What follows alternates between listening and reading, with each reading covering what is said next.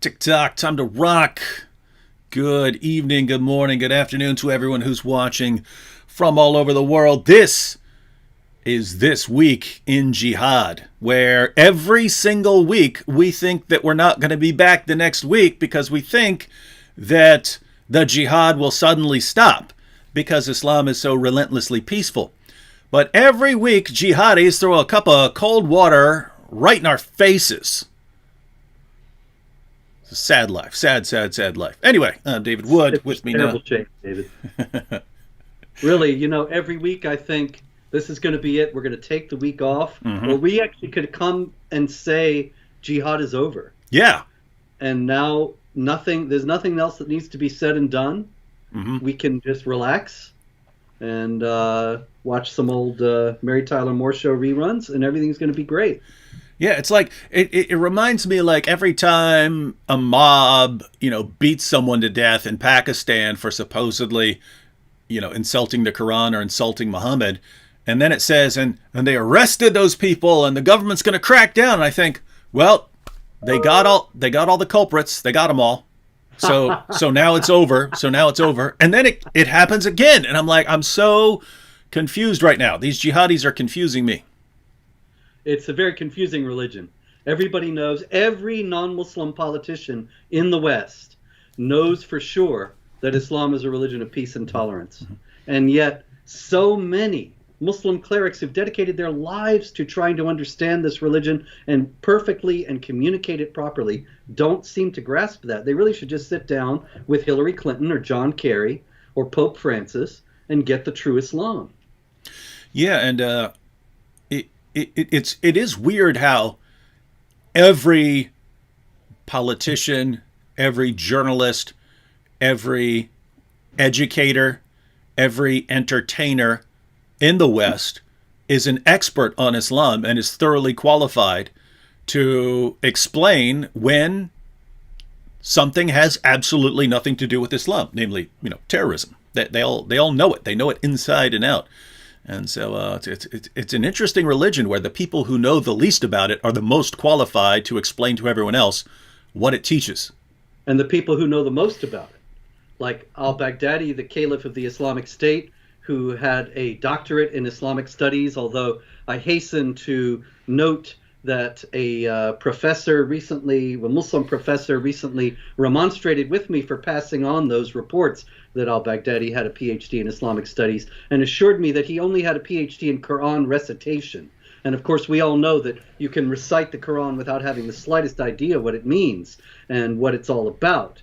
But in all seriousness, al-Baghdadi, many others have had degrees in various forms, various aspects of Islamic studies, and yet we're supposed to believe they don't know anything about the religion whatsoever. And we're supposed to believe that Muhammad and his companions knew absolutely nothing about Islam, because when we quote Muhammad saying, "I've been commanded to fight people until they say there's no God but Allah and I am his messenger," we think that Muhammad knows what he's talking about. And we think that Allah knows what he's talking about when he commands, fight those who do not believe in Allah. We think they know what they're talking about, not realizing that it's Western journalists and politicians who know better about Islam and what Islam truly is than Allah and Muhammad and the companions of Muhammad. So, of course. Yep. Quick thing, David. Yep. So shall we go to the news for this week? Yes. One quick comment here. Ashton Sharad says, "Hello, David. I want to say I'm a fan of both of you." That's wise. "I want to ask a question so I can share the gospel with my Muslim friends. What do? I don't want them to go to hell." So you want to share the gospel with your Muslim friends. I have a video titled something like "How to Share Unpleasant Facts with Pleasant Muslims." Check that out, and that would be a good start. So check out my video on that, and I'll give you basically my approach when I'm talking to someone. If I'm talking to someone one-on-one, it's not someone who's being aggressive, not being mean, not being hostile. So anyway, the point is, just because you see me on YouTube and I'm blasting away at Muhammad or something, don't think that that's how I am in every situation. So if you're talking about a Muslim friend and you really want to have some good discussions with your Muslim friend, I got some pointers for how to go about that. All right, now, this is, if you want to say that we're going to go into this week in Jihad, Robert, I'm guessing this show is pretty much over because I can't imagine you would have anything from the religion of peace. Yeah, unfortunately, I have about 25 tabs open. I'm not sure we'll be able to get to everything. Oh, my goodness. But it's been a very busy week, as it always is in Jihad. And this ranges from Jihad massacres in several countries to fake hate crimes to Islamophobia, conspiracy mongering, and Islamic anti-Semitism, and also to actual Islamophobia in a couple of places in Europe, where 2 teachers were fired this week for Islamophobia. Mm-hmm. And well, it's interesting to note good riddance to them. Yes, of course. The denizens of the guardians, I should say, of multiculturalism, peace, and tolerance would say that these people were bigoted, racist, hate mongers, and they got everything they deserved. But it's noteworthy that probably the very same people who were cheering the firing of these 2 teachers, one in France and one in Switzerland, would be hailing the same teachers as heroes if they had been equally critical of Christianity. Mm-hmm. It's not really that they believe in not insulting or criticizing someone else's religion. It's that they especially don't like criticism of Islam in particular, which for some reason has become, well, actually for some very good reasons and important reasons, that has become the secular left's favorite religion. And I think they both share a bent toward authoritarianism, a distaste for freedom of expression and so on, and that leads to their kinship. But in any case, there's no doubt, when you look at some of the famous atheists in the world, Richard Dawkins, Sam Harris, and so on, when they criticize Christianity, they're heroes. But when any of them have ventured into criticizing Islam, it suddenly becomes quite a different story, as you well know. Yeah, it is interesting because, on social media included, you can blast away at Christianity all you want. You're safe. You can blast away at atheism all you want. You're totally safe. As soon as you start saying, I have a problem with Muhammad saying that you can beat your wives into submission, or that you could take women as sex captives, or that, Islam has to violently subjugate the rest of the world, or that apostates have to be killed. And you say, hey, I have a problem with apostates being killed. Suddenly, by objecting to that command of Muhammad, you're a racist and a bigot and a hate monger, and you're the one who has to be silenced. And it's just so interesting that these, Western journalists don't want anyone to object to killing apostates. I mean, keep in mind, this is a problem. People keep dying over these commands. And a lot of people in Muslim countries aren't free to stand against those commands that are getting them killed. That means if there's any criticism, if anyone's going to criticize these teachings, it kind of has to come from outside, from people like us. But as soon as we do it, we're confronted with an impenetrable wall of politicians and journalists and educators and entertainers all saying, no, you can't say that. You can't. And so what they really mean is no one in the entire world is allowed to speak against this. If you speak against it in a Muslim country, you'll be killed. You'll be beaten to death or beheaded or something. And if you speak against it in a Western society where you'd think, of all places, people would want you to speak about this, you have to be shut down, you have to be silenced, you have to be fired, you have to be all kinds of things. And really, really weird situation. All right, well, what do we have as far as what do we have this week in Jihad? Where do you want to start? Shall we go to Zahra Baloo? Oh, you want to say? I got a video clip of her. Yeah. Why don't you break down the situation? Now, her comments were from a few weeks ago, but the story right now is that she's taking a sabbatical or something because of the blowback. She's under Zionist attack, as she herself puts it, and so she's taking a break. It's a public relations disaster for the Council on American Islamic Relations. She's the head of their San Francisco chapter. She's very vocal, highly anti-American, supportive of jihadis, and she's been doing this for years. So she made more or less a routine speech for her, as you noted a few weeks ago, at the American Muslims for Palestine, which is a Hamas-linked group in the United States that was having its conference, and she said that there's this terrible Zionist effort to foster Islamophobia and to make people hate Islam and Muslims to further their nefarious Zionist aims. She went into a lot of detail about this, that she said that, for example, that the Zionists hate CAIR and the American Muslims for Palestine because they're in favor of Black Lives Matter and so on, and not just the Palestinian cause.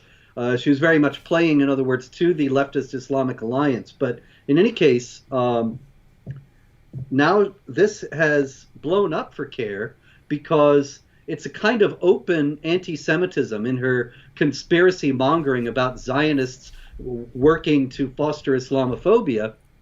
She's suddenly exposed the deeply anti-Semitic assumptions that all too many Muslims in the United States and around the world have, because they're embedded within the Quran, which calls the Jews the worst enemies of the Muslims in chapter 5, verse 82, so many other deeply anti-Semitic passages. And so to try to take the heat off, I believe, she's taking a sabbatical for a while till this dies down, and everything will go on as before pretty soon. But for the moment, they don't want all this pretty much open anti-Semitism out there.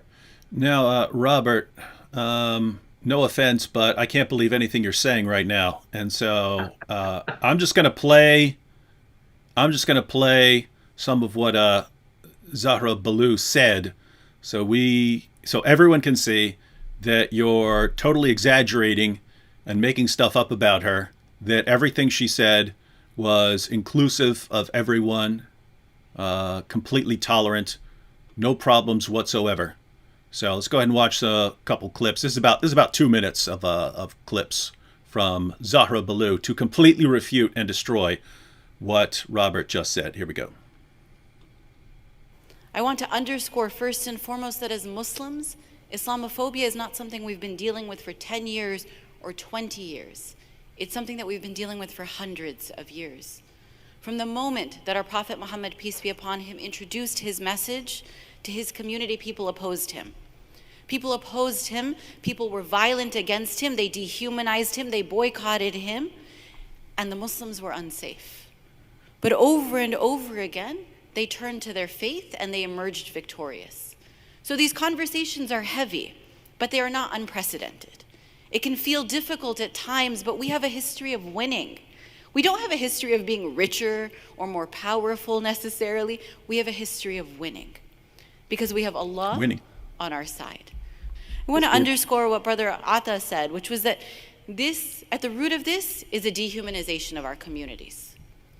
Muslims are not good enough. Arabs are not good enough. Palestinians don't believe in peace. They teach their children violence. If they would just stop fighting, then everything would be okay. We know that that's not true. We know that it's a talking point, that they dehumanize us to advance their agenda.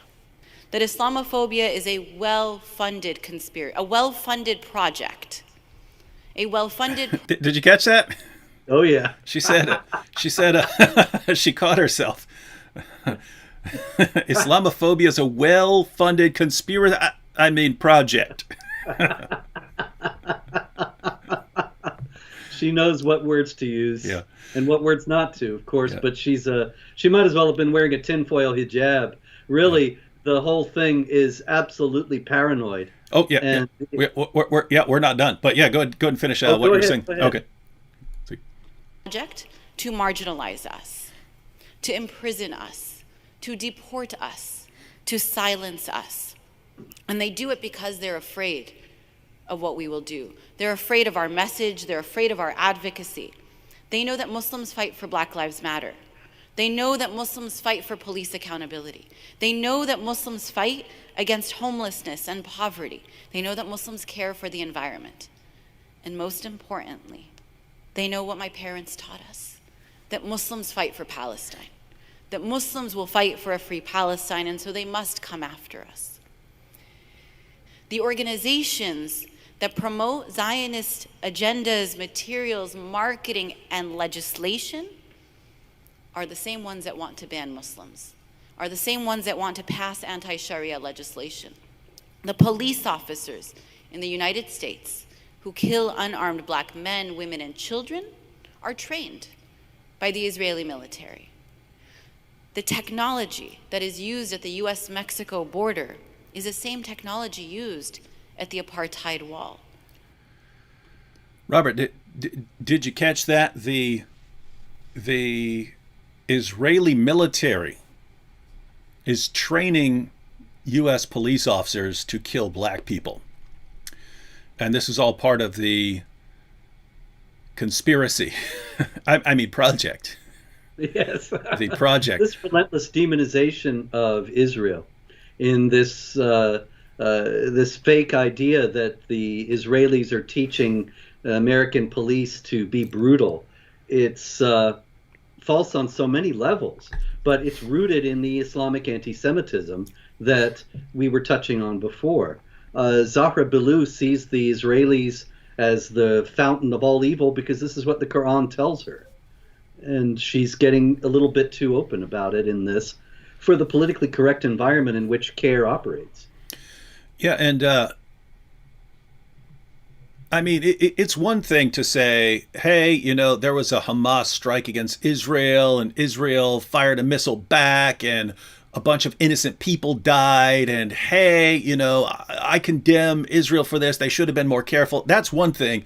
But then you have the insane stuff, right? You have the completely just where in the name of common sense are you getting this from? You sound insane. And we see this all the time, like the Jews are training animals to bring this in, and they're putting what were they? I have lots of animal stories over the years, not this week, but lots of animal stories at Jihad Watch over the years. In the Egyptian press, the Iranian press, various others, they've caught pigeons, they've caught seals. They're all trained by the Zionists to carry out various nefarious operations. They're being trained like Western police officers. Yeah, Western police officers are being trained to go around killing black people, according to the Council on American Islamic Relations. And then so the point is, you can criticize the U.S. government, the Israeli government, any European government, and say, here's something they did and I disagree with it and here's why. But then you have like the insane things, like I don't remember exactly, but wasn't Israel supposedly putting chemicals in their drinks to make women more sexually aroused to get them to be unfaithful to their husbands and so on? And I've just seen all kinds of amazing stuff like that. But then she also said, why do they hate us? Why do they attack us?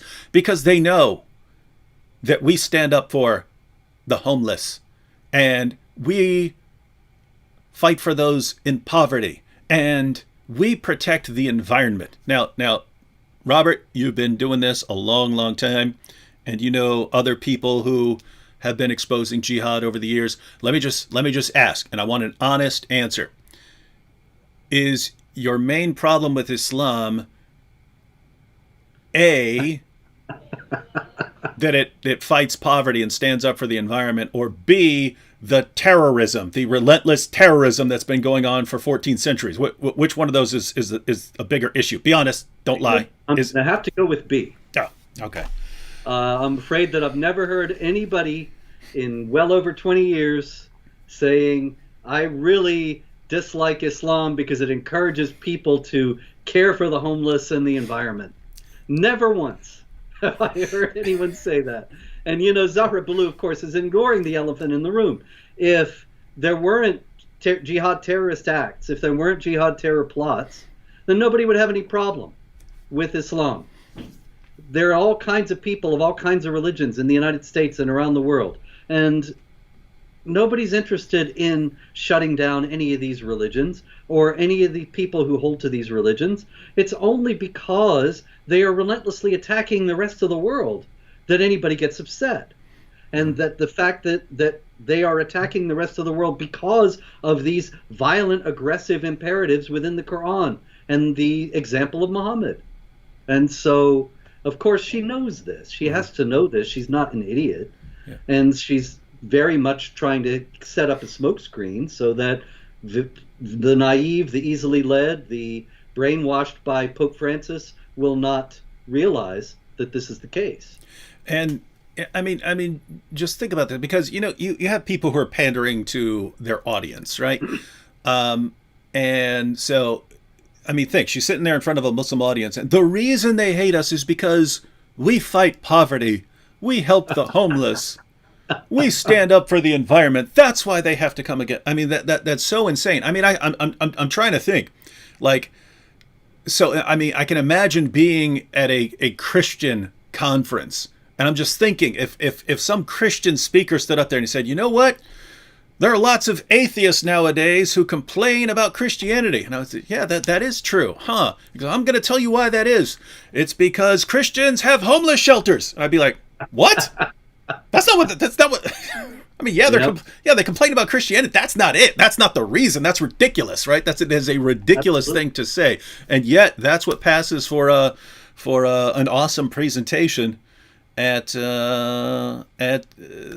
noteworthy that she's taking a sabbatical, because it shows that the awesome presentation didn't go over very well with a lot of people that were allied with CAIR, and a lot of the leftist Jewish groups that have been fighting so-called Islamophobia. Even the ADL, the Anti-Defamation League, was upset with her about this because she's blaming everything on the Zionists, when ordinarily they would have been completely in her camp. And so it'll be interesting to see how long she's gone, if she comes back. Oh, she'll be back. She'll be back. That's not enough. That's not enough to get rid of you from CAIR. Oh, I'll just add one last thing, and then we can jump on to another topic. Just last week, we were talking about Ilhan Omar's Islamophobia bill. And one of the criticisms that was raised by a congressman who opposed the bill was, what's she doing? She's allied with CAIR, the Council on American Islamic Relations, and there are all kinds of problems that you could point to with the Council on American Islamic Relations. And he was blasted for bringing that up. Like, how dare you say anything critical of CAIR? And yet here we are just a week later. And really, with me, Robert, it's the hypocrisy, right? I mean, sure. On the one hand, you had... Maybe that's why she took the sabbatical now. Yeah. Because CAIR is thinking, well, we can't make Ilhan Omar look bad by having Zahra Balloo out there with her tinfoil hijab on. And it's the entire time she's complaining about people dehumanizing Muslims. Guys, what I do, I'm not doing it to dehumanize Muslims. I'm doing it to help Muslims. It's your religion that is dehumanizing people. I'm against that because it dehumanizes people, even you, right? I'm here to... Dave, I couldn't agree more, but it's a very important point to note that this dehumanizing language, that's a prelude to shutting us down. Yeah.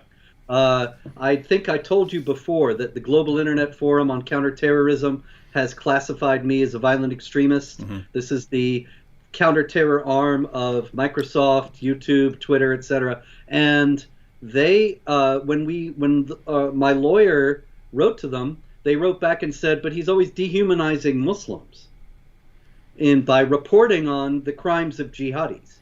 Yeah. And so this dehumanizing business is really, what it amounts to is dehumanizing. The definition of it is criticizing somebody we don't want criticized.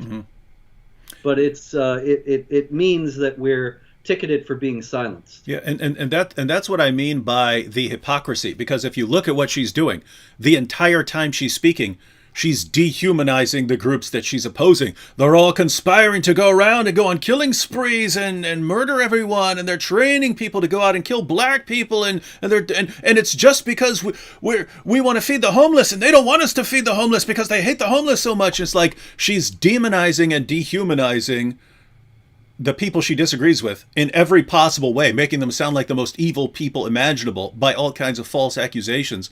Her religion does the same thing. Jews and Christians are the worst of creatures, according to Surah 98, verse 6 of the Quran. We're the worst of that's dehumanizing. That's actual dehumanization, right? We're lower than pigs. We're lower than cattle. That's what Jews and Christians who reject Islam are. So the religion dehumanizes us, their speakers dehumanize us, and their complaint against us is we're dehumanizing them for saying, hey, don't believe when the Quran says fight those who do not believe in Allah. Don't believe that. It's not a true revelation. Don't believe that guy when he says that to you. And you're dehumanizing us by saying not to slaughter people in the name of Allah. You're dehumanizing us by saying that you're not the worst of creatures. This is some amazing stuff. All right, what else? It is. What else we got?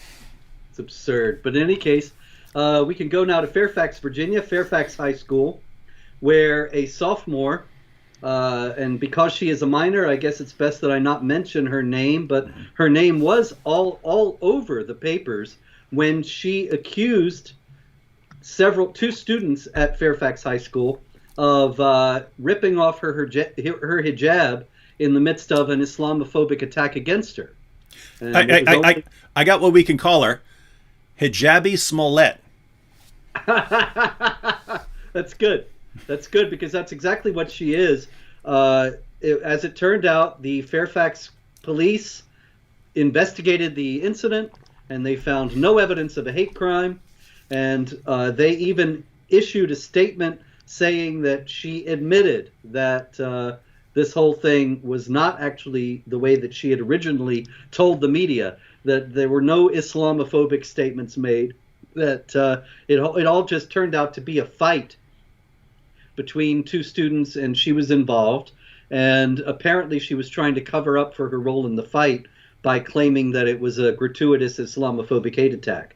But it's just indicative of how much our society is avid to find this kind of thing because of this caricature of these redneck Islamophobic racist louts roaming the streets, brutalizing innocent Muslims. And these things become huge media events and are broadcast everywhere. And then more often than not, they turn out to be fake. And it's really because, hate crime nowadays, victimhood is high status thing. If you're a victim, you get all sorts of perks and all sorts of special consideration. And hate crimes are the currency of victimhood. So she was just trying to get rich. And once again, as is so often the case, it didn't work out. And I mean, I'm sure that the media by now, after so many of these fake hate crimes, has learned its lesson. And when they heard that this hate crime, this heinous hate crime had occurred, that they said, you know what, before we talk about this, we need to investigate. I'm sure that's what happened. Right? Not a chance. I remember one of these. You may remember this because it wasn't too far from us, but there's an amusement park in New York. This was several years ago, and there was a bunch of Muslims went to the park and so on, and they told a Muslim girl in a hijab that she can't wear her hijab on the roller coaster because you can't have things on your head because it can possibly get caught on something and that would choke the life out of you and you'd die. So you can't be going around this roller coaster where something hanging off your head, it gets loosened up, it wraps around something, and so they just have a rule against headgear. And then so there was this massive outcry. Everyone's racist, everyone's Islamophobic because people don't want the Muslim girl to get her head torn off on a roller coaster. But I just read, I think it was just several months ago, that same girl, if I recall correctly, I believe that same girl was later killed in an honor killing. She was killed by her family over something else. And I didn't hear that. It's just amazing that the big threat to this girl is people are telling her, hey, don't wear headgear on a piece of equipment like this, and then she actually ends up getting killed. Yeah, I might have to. I didn't do a video on that. I might have to look that up. I have a very similar incident.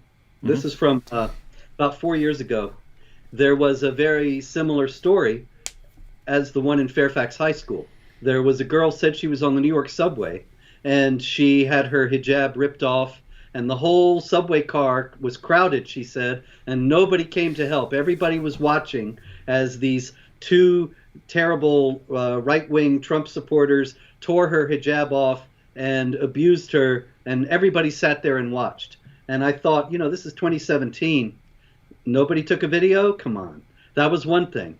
But ultimately, it all came out that she had made it all up. She had been out with her boyfriend. Her boyfriend was not Muslim. Her father did not approve of her dating a non-Muslim. So she made up this story to explain why she was out and out late. Okay. The worst part of this, though, David, is that right after all this happened, and she was charged with making a hoax police complaint, she appeared in court, and her father was with her, and her head was shaved. I remember that. Now, the head shaving was done by her father to humiliate her because she had disobeyed him. And that was an indication that she was in imminent danger, possibly of being honor killed herself, but clearly in a very abusive situation.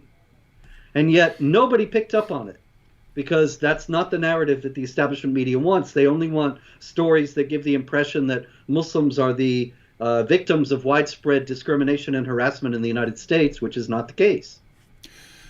And so in that case, it wasn't, hey, I want a media frenzy or something like that, or I want to put out a book on how I'm a victim of a hate crime and I want to get CNN involved. It's just, I don't want my dad to find out that I was hanging out with someone, and because my dad might kill me over this. And so she stepped into the media firestorm probably without realizing. Yeah, and gosh, that's a situation where you got to say, okay, I mean, I don't blame you. I don't blame you. You're trying to avoid getting killed by your dad, and so you come up with this story. Just, needed a better story, I guess. Well, the problem is that when you make a complaint like that, they're avid to investigate because this is the kind of crime that everybody wants to see nowadays to validate their assumptions about American society. And so she had to know that when it was investigated, it wasn't going to hold up.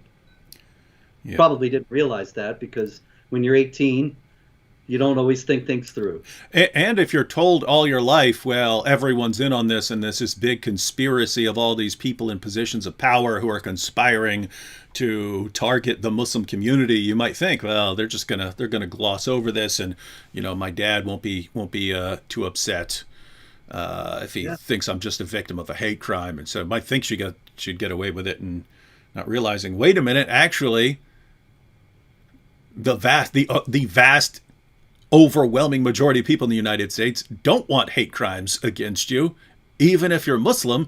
And if they think there's been a hate crime against you, they're going to investigate to get to the bottom of it, to arrest people who committed this heinous act against you. Problem is, over and over again, they just keep turning out to not be true. Yes. As a matter of fact, I can't remember the last anti-Muslim hate crime that actually was true. I've got a whole category of hate crimes at Jihad Watch, and again and again and again, they turn out to be hoaxes. It's a shame, but I understand why they do it, because this is what gets you status nowadays. This is what is currency in our society. And you get protected victimhood status. You reinforce the idea that Muslims are victims in the United States, so they need special consideration. They need less attention paid to Sharia, less attention paid to jihad. There's no downside. And just to be clear, in case those who've been conditioned for decades by groups like CAIR to think that people want hate crimes against Muslims. Robert, you've been railing against jihad for a long time. Are you in favor of people walking up to Muslim girls and tearing off their hijabs and things like that? Or would you condemn that sort of thing? David, I am not in favor of that kind of thing, and I condemn it unequivocally. The idea that criticizing jihad violence and Sharia oppression of women means that you want anybody to be brutalized is kind of absurd. The whole reason for opposing jihad violence and Sharia oppression is because you don't want people to be brutalized. And so there's absolutely no justification for that kind of behavior. And anybody who claims that I or anybody in this field is in favor of such a thing is not telling the truth. Yeah. So, guys, I don't know how we can make this any clearer. One of the main reasons we have problems and objections to Islam. There are all kinds of reasons, but the oppression of non-Muslims, the oppression of women, the oppression of even the non-dominant Islamic sect, the violence against them, basically people doing things that they have no right to do to other people. That's the problem. Well, guess what? We're not in favor of doing that to Muslims either. Did you catch what Robert said? That would defeat everything we're saying. If people said, "Hey, we want a society where Muslims are second-class citizens and people can walk around and abuse them," like the reverse in Pakistan, where you have Muslims and they can go around abusing Christians and Hindus and so on. We want a society like that in reverse. No one wants. We don't want that. And yet, if you ask groups like CAIR and so on, if you ask Zahra Balloo, what do we want? That's what we want. She even said they want to arrest us, they want to deport us, they want to do all of these things. Yeah. All right. Well, we've only we've burned through a good chunk of our time. Let's go into a more rapid fire mode with any of the remaining stories you got. I'll try to keep my comments. I got so many remaining. I'll try to keep my comments to a minimum, although I will not be able to keep that promise. Okay, no problem. There's an awful lot this week. Unfortunately, I think that it would let up in the run-up to Christmas, but that's not the case. We have out of Nigeria, Islamic State, West Africa province, on Sunday, December 19th, murdered 12 Christians in an attack in Borno State. These people were on their way out of church after attending worship services. 12 Christians killed in a jihad massacre in Nigeria. One quick thing, Robert. I couldn't resist. I visit multiple news sites every single day. I didn't see that on them. I can only assume that you're making that up.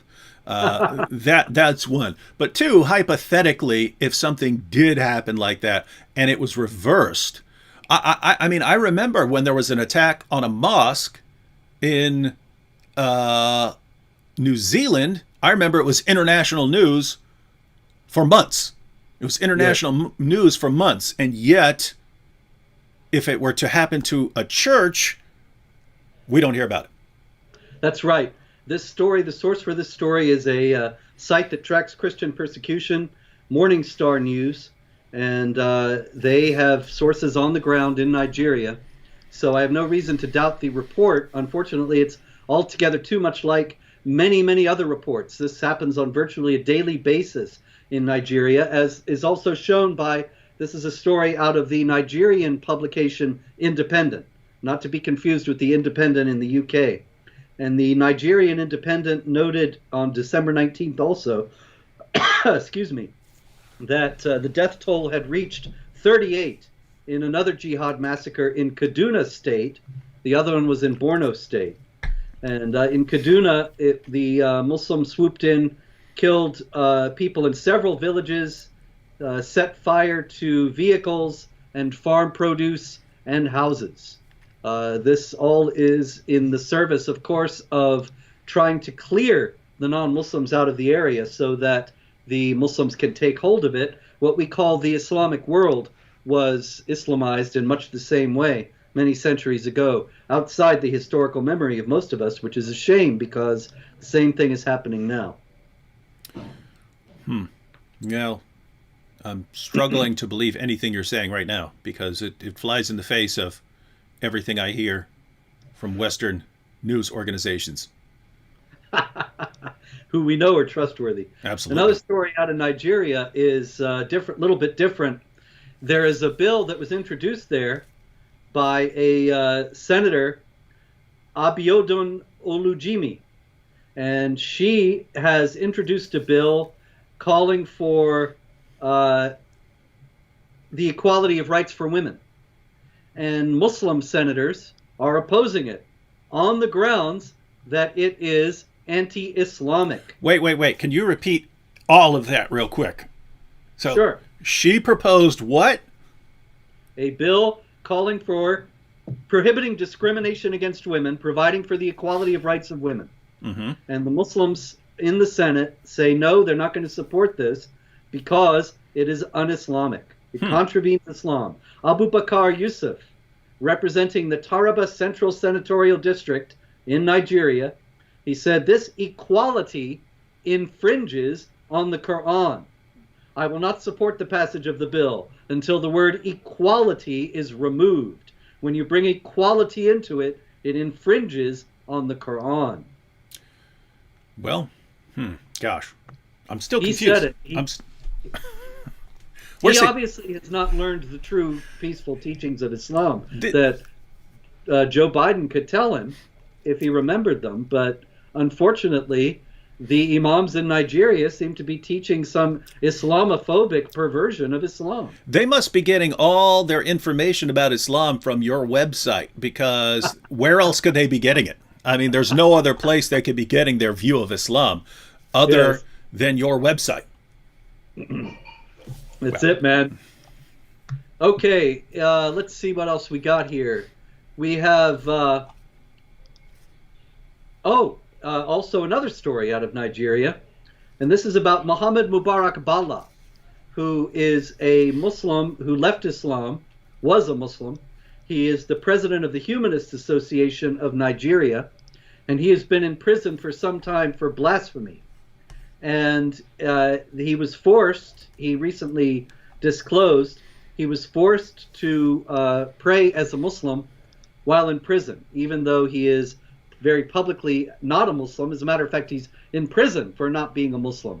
His posts were not actually blasphemous or inflammatory in any way. They were just critical of Islam. So his case is kind of a microcosm of what we're looking at happening in the West if hate speech laws and other forms of law, other laws that would criminalize criticism of Islam are brought in, and people would say, oh, that could never happen. Actually, it's well on the way to happening. Wow. Interesting stuff. Now, Robert, I'm on your website right now. Okay. What is this about Putin saying that 32 terrorist attacks were foiled just in 2021? Right. That's just 32. This year, 32 terrorist attacks? Yep. So that's two and a half every month. And that's in all over Russia, but almost certainly we're talking about jihad terrorism in the first place. He did not specify, but that's really the only terrorism that Russia has to deal with. The Chechens, the Dagestanis, the Muslims in the Caucasus that's been a hotbed of jihad activity for years. The Tsarnaev brothers who carried out the Boston Marathon attack are from that area. And so it's very clearly still a jihadi hotspot, obviously. And that makes me think that Russia's kind of on the ball with these terrorist attacks. If they're stopping all these terrorist attacks, and then we don't hear about a lot of terrorist attacks, it's kind of like the U.S. I mean, I think of the government as idiotic and incompetent when it comes to jihad, and yet I remember in New York, because I lived in the Bronx, I counted like 12 foiled terrorist attacks in a row. There were like 12 in a row that they stopped before they actually happened. I think that, the counterterrorism people are actually more on the ball than a bunch of the idiot spokesmen for our government. They have to be quiet about it and send the idiot spokesman out to say the politically correct things. But clearly they've been more attuned to it than perhaps they've let on. Related to this is a story out of France, and that is that a mosque that was found to be preaching hatred, violence, and jihad has been closed for 6 months. That's kind of racist. That's what the Muslim leaders in France are saying. But I just thought 6 months? Come on, you think they're going to open up in 6 months and they're going to be preaching love and peace and brotherhood? This is just incredibly naive. It's like getting banned for a week on YouTube and like, you were criticizing jihad and the killing of apostates, but we're giving you a 1 week timeout, and you're going to come back and not be opposed to those things anymore. Oh, what? Your mosque is preaching, you're calling for the violent subjugation of the entire world and killing apostates and all these things. We're going to shut you down for 6 months. Like, you're not going to, you can't meet anyway. And we know your hearts will melt during that time, and you'll learn your lesson, and you'll come back. You'll come back way more peaceful. Just imagine how embarrassed the French authorities will be when they find out that hatred, violence, and jihad is standard Quranic teaching, and it's not just this one mosque; it's all over the place. But clearly, they don't have any idea of that, and it's just incredible to me how irresponsible these public officials are in dealing with large and growing Muslim communities all over Europe, and they're pretending that they're dealing with something that is other than what it is. And an example of what happens there, sorry, I don't mean to keep interrupting you, but I was just going to go to Sweden, where a Muslim migrant was recently arrested, and when he was arrested, he's caught on video screaming, "I am ISIS! I have been with ISIS! I will continue with ISIS!" Now, maybe he was just showboating, but there are guys who are with ISIS who are in Europe, who came in with the refugee streams. Yeah, and notice, now they're returning. But before that, when ISIS said, "Hey, we're establishing the caliphate, and we're going to go around, we're going to kill all Shias or any Muslim from any deviant sect. We're going to kill them. We're going to subjugate the Christians. We're going to make them pay jizya. Women we capture, they're gonna become our sex slaves." And people started pouring out of the mosques in the UK and France and so on, and flooding to this area. And so it seemed like a pretty popular thing to do. And so the idea is, hey, these people who went and joined ISIS, they already had those ideas that that's what real Islam is. It's just they were just waiting. They're just waiting for someone to stand up for true Islam. And as soon as it happens, oh yes, we need to go. I mean, teenage girls already had the idea that this is what true Islam is. So they find out, oh, now we're establishing an Islamic state. They say, yes, I want to go be part of that. I don't want to be here in the UK. And it's just we get attacked for bringing this up, that you have problems in these communities, when, hey, I've known tons of peaceful Muslims over the years. I've had Muslim friends that I know were not trying to deceive me. They were not trying to hurt me. I've known their families. Their families weren't trying to hurt me. Their families were genuinely peaceful people. But that is saying, oh, but you have, plenty of Muslims who are peaceful in these communities. That's not the problem. It's if wherever a group goes, there is this significant minority who want to go around killing and slaughtering unbelievers and subjugating the entire world. You say, oh, but it's a minority. Yeah, what are you guys what is the Muslim community? What is CAIR going to do about these people in your community? And so you have this significant minority who want to go around killing. You have a bigger minority who, even if they aren't going to go out and slaughter people in a terrorist attack, they still approve of the attacks. And then you have large numbers who approve of things like killing apostates and things like that. And you go to a place like Egypt, and then you get to like, what was it, 85, 90 some percent of people approve of killing apostates. And so you have tons and tons of people. And so I can sit here and say, hey, look at the problems that are going on in these communities. And you say, aha, but the terrorists are a minority. Right, but it goes wherever Islam goes. You have this minority who wants to kill people. And we ask you what you are going to do about it, what your organization, what your Muslim organization, what your mosque is going to do about these people who want to blow us up at random. And you say, nothing we can really do about it, because they're just weird people with weird ideas. And okay, well, if you can't deal with them, then Robert and I will try dealing with them, but we're not allowed to deal with them. So once again, we're stuck with a problem. Everyone has to shut up in the face of jihad. Yeah. I've had so many of those guys tell me, oh, you don't understand Islam. Islam is truly peaceful, and so on and so on. And I say, why don't you go and try to explain this to Al-Qaeda or ISIS? Oh, they're fanatics. They're crazy. You can't talk to them. Okay, so then nothing can be done about this, apparently. Nothing. And it's interesting to me how many Islamic apologists in the West All they want to do is convince non-Muslims that Islam is peaceful. But they're not doing anything within the Islamic communities to try to deal with this problem. Meanwhile, in Austria, David, we have a morals police force. And usually they are Chechens who have been forming this police force of guardians of morals in Vienna. And they have been beating people. They have been beating women and children for violating Islamic law in Vienna, Austria. Well, I mean, if you really want to know what would help the world, it would be followers of a prophet who had sex with a prepubescent little girl, imposing those moral values on other people. Yeah, well, there's the problem. And of course, the difficulty is that Islam is an empire of fear. It's not real virtue. You know, in Christianity, the idea is you resist sin because you love God. You understand that this is not really what is good or right for you. It will be better for you if you don't do it, and so on and so on. In Islam, it's just because there are these draconian punishments that you don't sin. It's because you're too afraid to sin that you don't sin.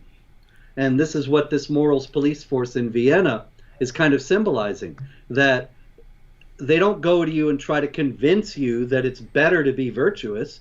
They just beat you up. And then you think, well, I better be virtuous, so these guys are going to come beat me again. Yeah, and really, I mean, from an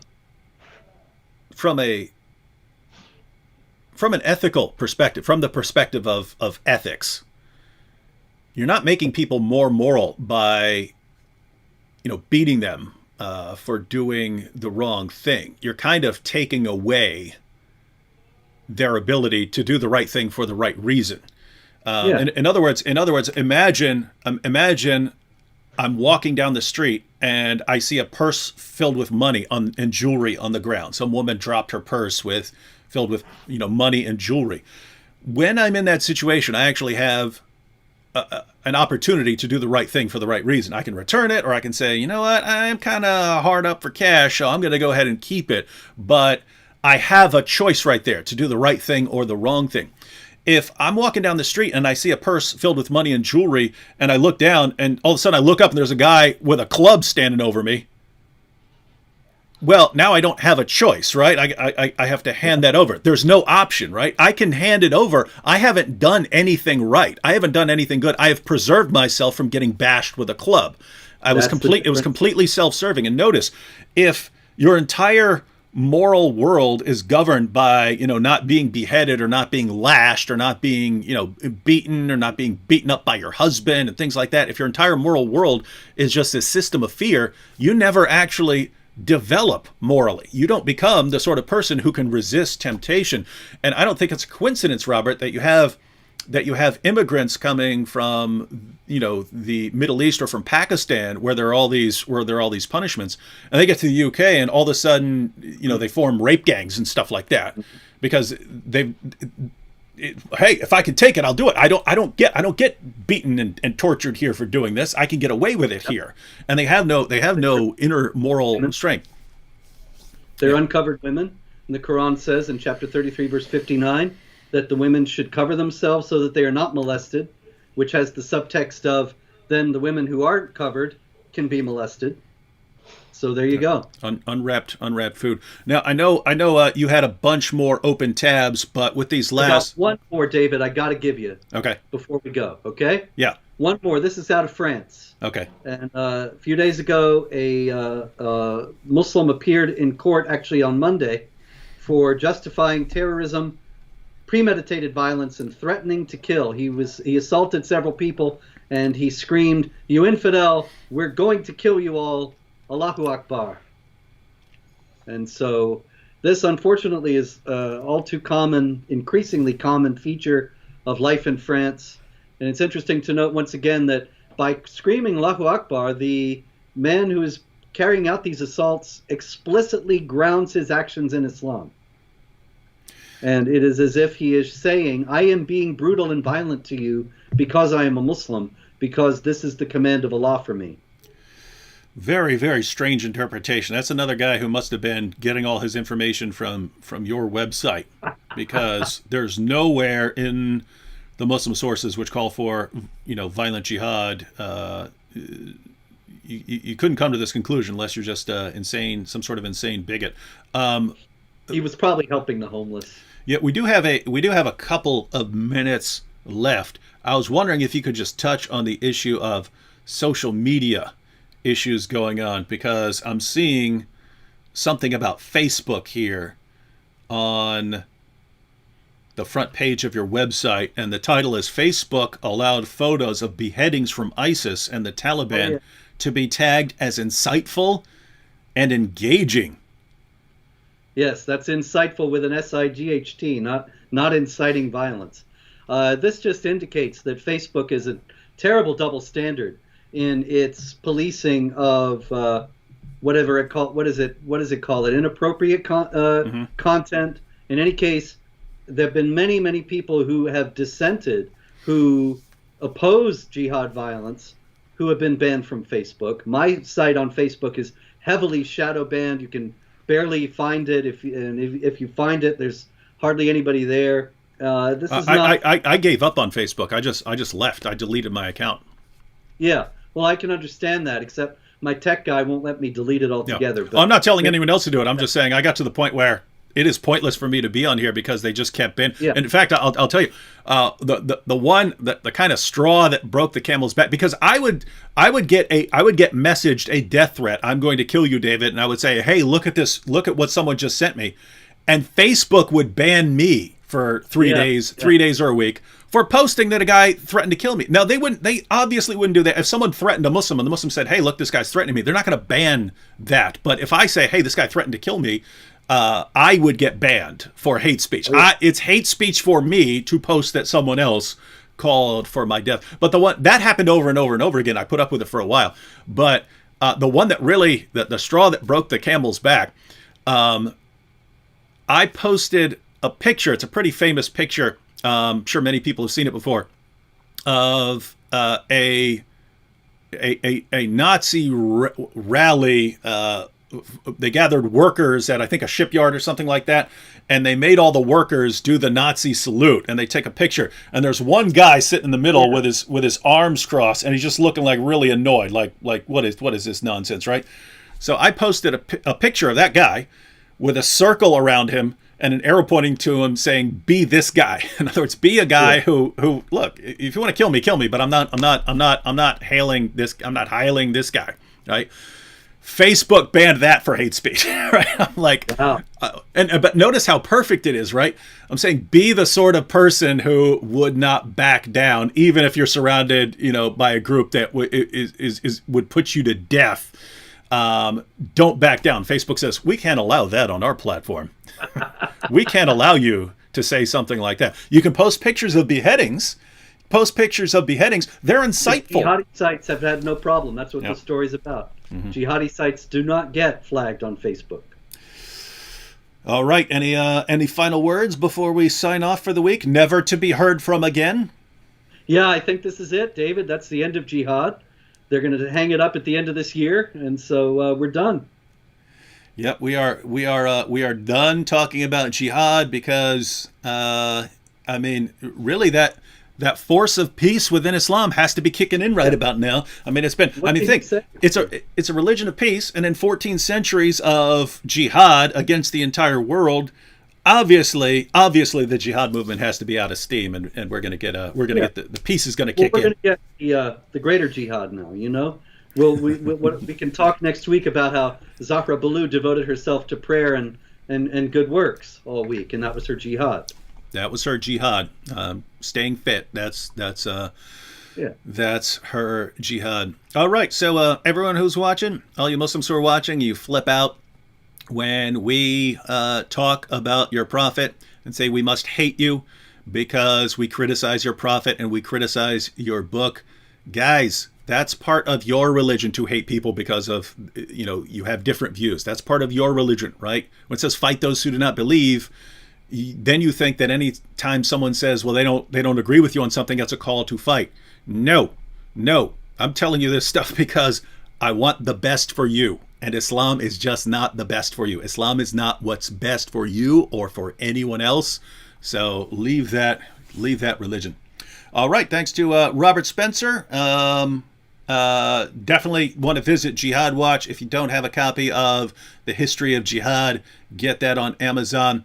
And once again, we'll never see you again because there's going to be no jihad before next week. Catch y'all later.